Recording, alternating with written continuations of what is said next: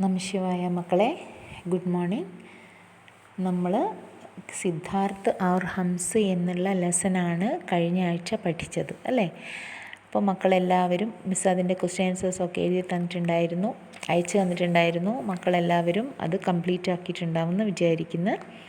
Page number 88, 89 കാര്യങ്ങൾ അല്ലേ, അത് നമ്മൾ ഡിസ്കസ് ചെയ്തതാണ്. ഉചിത ശബ്ദ ചുൻകർ വാക്യ ഭരേ, അത്രയും കാര്യങ്ങൾ.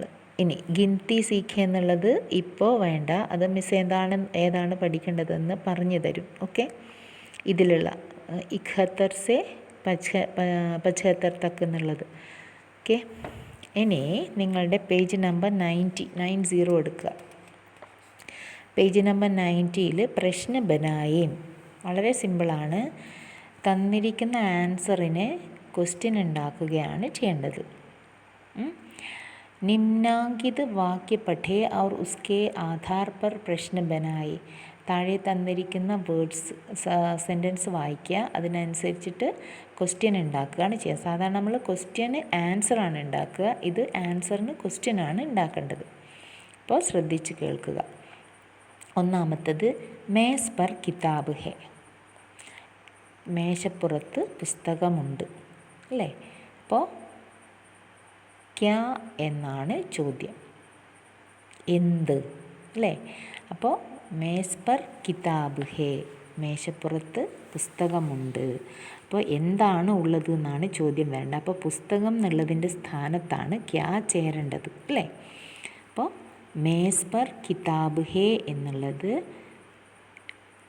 അതിൻ്റെ ക്വസ്റ്റ്യൻ ക്യാ എന്ന് ചേർത്ത് എഴുതുമ്പോൾ മേസ് പർ ക്യാ ഹേ, അപ്പോഴാണ് കറക്റ്റ് ആൻസർ നമുക്ക് കിട്ടുക. മേസ് പർ കിതാബ് ഹേ അല്ലേ.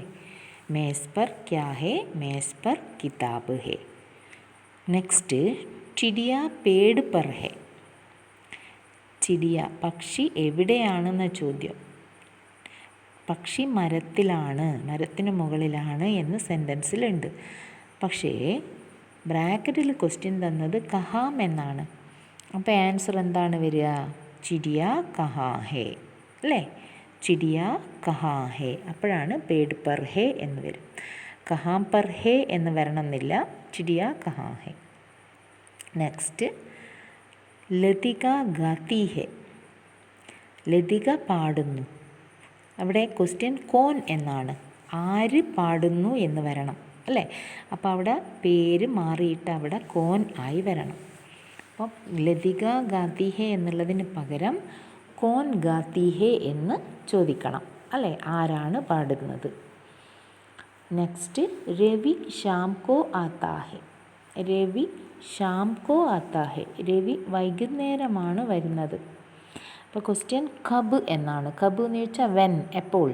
രവി എപ്പോഴാണ് വരുന്നത്. അപ്പോൾ എപ്പോൾ എന്നുള്ളതിൻ്റെ സ്ഥാനത്താണ് ശ്യാം കോ എന്നുള്ളത് അല്ലേ. അപ്പോൾ ആ ശ്യാം കോ മാറ്റിയിട്ട് അവിടെ കബ് ചേർക്കണം.